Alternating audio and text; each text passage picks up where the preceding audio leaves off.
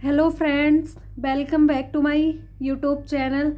आज फ्रेंड्स हम 2019, 20, 21 और 22 के जो क्वेश्चन हैं हमारे जो प्रीवियस ईयर यूपीएससी में पूछे गए हैं तो हम उसके बारे में डिस्कशन करेंगे। इससे पहले मैं आपको बता दूं कि इससे पहले वाली वीडियो में हमने 2016 तक के कर लिए थे।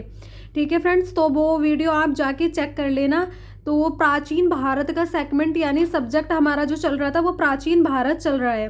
हिस्ट्री में जो प्राचीन भारत है, एंसेंट इंडिया, वो हम लेके चल रहे थे सब्जेक्ट। तो उसमें क्या है कि जो previous year question paper UPSC में, पीसीएस में पूछे गए हैं उनका हम डिस्कशन कर रहे थे। क्योंकि फ्रेंड्स आप सभी जानते हैं, अगर आप कॉम्पिटिटिव एग्जाम की तैयारी कर रहे हैं और कॉम्पिटिटिव एग्जाम की तैयारी कर रहे हैं इसीलिए आप ये वीडियो देख रहे हैं। तो फ्रेंड्स क्या होता है कि उसके लिए हमें प्रीवियस ईयर क्वेश्चन पेपर देखना ज़रूरी होता है। क्योंकि प्रीवियस ईयर क्वेश्चन पेपर से क्या हो जाता है कि हमें क्वेश्चन का अंदाज़ा लग जाता है कि किस तरीके से क्वेश्चन पूछा जाएगा, कि जो हम टॉपिक पढ़ रहे हैं उससे क्वेश्चन किस तरीके से बनेगा। तो फ्रेंड्स उससे पहले प्लीज़ चैनल को सब्सक्राइब कर दीजिए एंड वीडियो को लाइक भी कर दीजिए और कमेंट भी करना। फ्रेंड्स तो हम लेके चल रहे हैं अपना 2019 वाला ईयर। तो 2019 में हमारे 3 क्वेश्चन पूछे गए हैं। तो इसका जो फर्स्ट क्वेश्चन है, यानी 16 के बाद 17 और 18 में प्राचीन भारत से कोई क्वेश्चन नहीं आया है। 16 के बाद डायरेक्ट 19 में क्वेश्चन आया है, फिर 20 में भी आया और 21 में भी आया, 22 में भी आया फ्रेंड्स। तो 2019 का जो हमारा फर्स्ट क्वेश्चन है वो है, निम्नलिखित में से कौन सा एक हड़प्पा स्थल नहीं है। हड़प्पा स्थल कौन सा नहीं है। तो इसमें फर्स्ट दे रखा है चहूंदड़ो, सेकंड दे रखा है कोट दीजी, थर्ड दे रखा है शोहगोरा और फोर्थ दे रखा है दशलपुर। तो अगर फ्रेंड्स आपने जो प्राचीन भारत में अगर हड़प्पा स्थल यानी हड़प्पा सभ्यता के बारे में पढ़ा है तो आप इजीली इस क्वेश्चन का आंसर दे सकते हैं। लेकिन इससे पहले मैं बता दूं, अगर नहीं भी पढ़ा है तो इसका जो थर्ड वाला है सोहगोरा, ये वाला क्या है कि हमारा ये हड़प्पा स्थल नहीं है। अब थोड़ा मैं आपको चहूंदड़ो और कोट दीजी के बारे में बता दूं। ये है हमारे चहूंदड़ो व कोट दीजी वर्तमान में पाकिस्तान के सिंध प्रांत में स्थित है। यानी जो चहूंदड़ो और कोट दीजी है ये पाकिस्तान में स्थित है वर्तमान में, और जो हमारा देशलपुर है ये वर्तमान के कच्छ यानी गुजरात में स्थित है। ठीक है फ्रेंड्स, अब बाकी आप ये व्याख्या खुद से और अच्छे से पढ़ लेना फ्रेंड्स।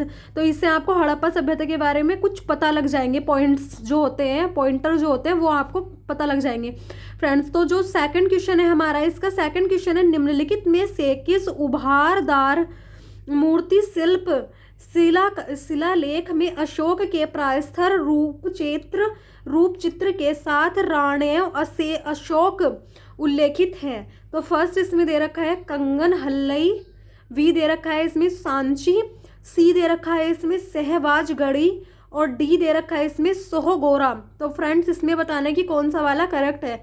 तो उससे पहले मैं आपको बता दूं, इसमें जो कंगन हल्लई है ये इसका करेक्ट आंसर है। कंगन हल्लई वर्तमान में कर्नाटक राज्य के में एक बौद्ध स्थल है। यानी जो कंगन हल्लई है ये एक बौद्ध स्थल माना जाता है। ठीक है फ्रेंड्स, अब इसका थर्ड वाला क्वेश्चन है हमारा, गुप्त काल के दौरान भारत में बलात् श्रम के संदर्भ में निम्नलिखित में से कौन सा कथन सही है। तो इसमें फर्स्ट दे रखा है, इसे राज्य के लिए आय का एक स्रोत, जनता द्वारा दिया जाने वाला एक प्रकार का कर माना जाता था। वी ऑप्शन इसका दे रखा है, यह गुप्त साम्राज्य के मध्य प्रदेश तथा काठियावाड़ क्षेत्रों में पूर्णतः अविद्यमान था। सी इसमें दे रखा है, बलात् श्रमिक साप्ताहिक मजदूरी का हकदार होता था। और डी ऑप्शन इसमें दे रखा है, मजदूर के ज्येष्ठ पुत्र को बलात् श्रम के रूप में भेज दिया जाता था। तो फ्रेंड्स इसमें बताना है कौन सा वाला करेक्ट है। तो इसका हमारा फर्स्ट वाला करेक्ट है।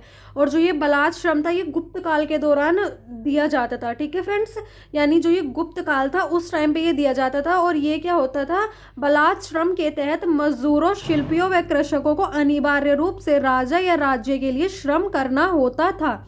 ये है फ्रेंड्स इसके बारे में। बाकी आप अच्छे से इसको पढ़ लेना फ्रेंड्स। इसकी व्याख्या को मैंने आपको दिखा दिया, आप स्क्रीनशॉट लेके इसको पढ़ लेना।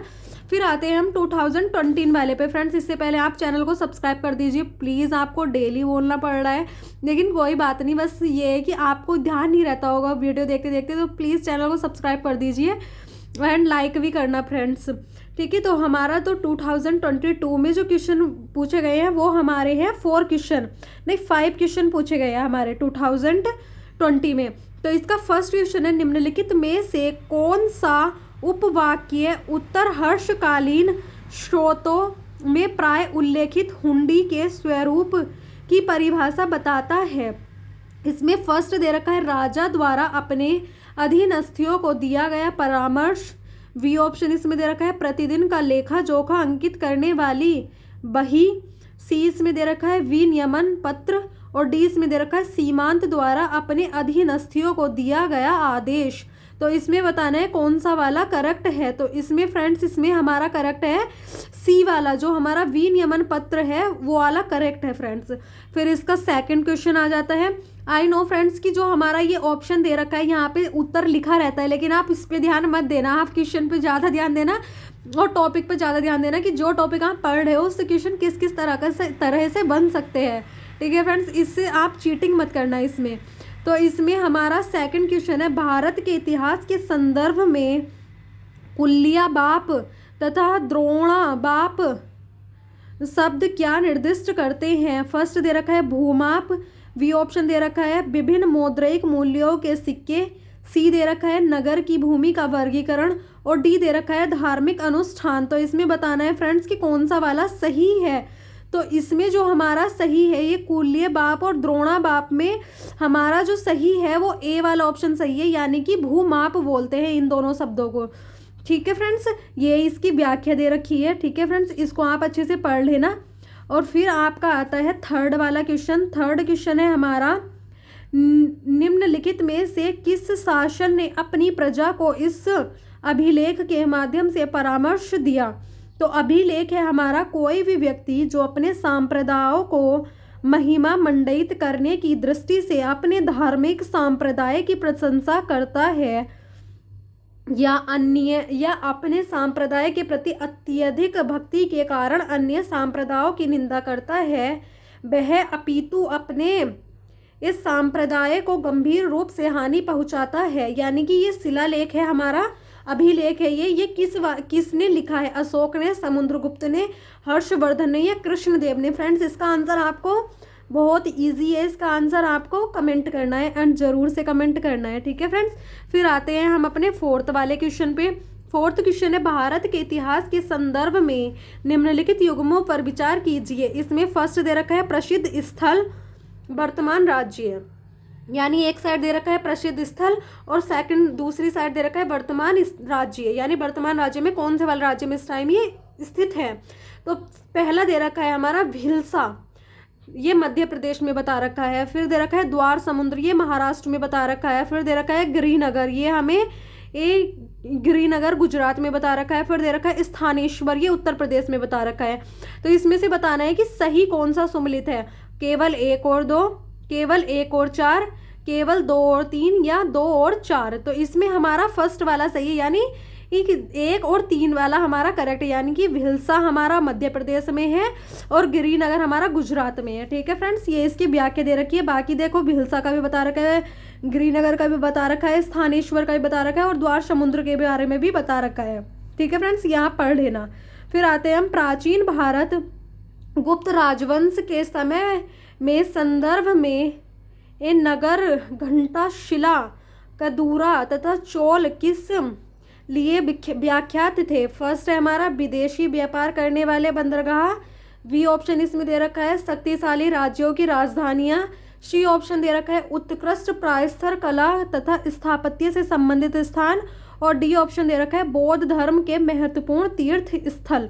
और फ्रेंड्स, इसका भी आंसर आपको कमेंट करना है। ये इसकी व्याख्या है, ये मैंने आपको दिखा दी है। यानी कि हमारा 20 तक का सेशन है वो हमारा कंप्लीट हो चुका है। अब हमारा 21 और 22 वाला सेगमेंट हम अपना कल लेके चलेंगे फ्रेंड्स। एंड वीडियो को लाइक भी करना, सब्सक्राइब एंड चैनल को जरूर सब्सक्राइब करना। और अगर थोड़ा सा भी अच्छा लगे तो अपने किसी एक फ्रेंड को शेयर करना फ्रेंड्स, प्लीज़ ज़रूर से। एंड थोड़ा सा आप सपोर्ट दिखा सकते हो। बाकी आप कमेंट करना अगर आपको कुछ प्रॉब्लम आ रही है तो फ्रेंड्स। एंड अच्छे से स्टडी करना, पढ़ाई करनी ज़रूरी होती है, आई नो। और ख़ासकर ये गरीबों के लिए तो बहुत ही ज़्यादा ज़रूरी है, इसी से वो अपना हक ले सकते हैं। बाकी तो उनको तो कोई देखने वाला ही नहीं है, चाहे सरकार कैसी भी हो, कुछ भी हो, ठीक है, हम सरकार का यहाँ क्रिटिसिज्म नहीं कर रहे हैं, ये हमारा काम भी नहीं है, क्योंकि हमें कुछ कहीं एग्ज़ाम देने के बाद सरकार में ही जाना है, तो सरकार में रह के सरकार को चेंज करेंगे, सरकार से दूर होके उसको चेंज नहीं करेंगे फ्रेंड्स।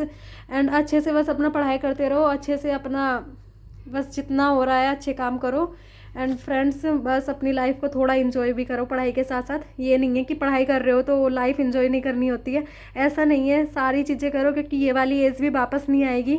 जो 18 से 24 वाली एज होती है, ये इन्जॉयमेंट वाली एज भी होती है, क्योंकि इसमें हम काफ़ी कुछ समझ रहे होते हैं, और यही हमारी पढ़ाई वाली एज भी होती है। इसी में हमें करियर बनाना होता है, 25 तक हमें करियर बनाना होता है, क्योंकि उसके बाद करियर बनाने का भी क्या ही फ़ायदा है जब उस करियर में जो पैसा कमा रहे हैं, जो लाइफ जी रहे हैं, वो उसको बाद में जी ना सकें। तो फ्रेंड्स टाइम के साथ सब कुछ कर लेना, और बाकी अच्छे से बस हैप्पी रहना, हैप्पी रहोगे तो सब कुछ कर लोगे। And bye bye, thank you so much.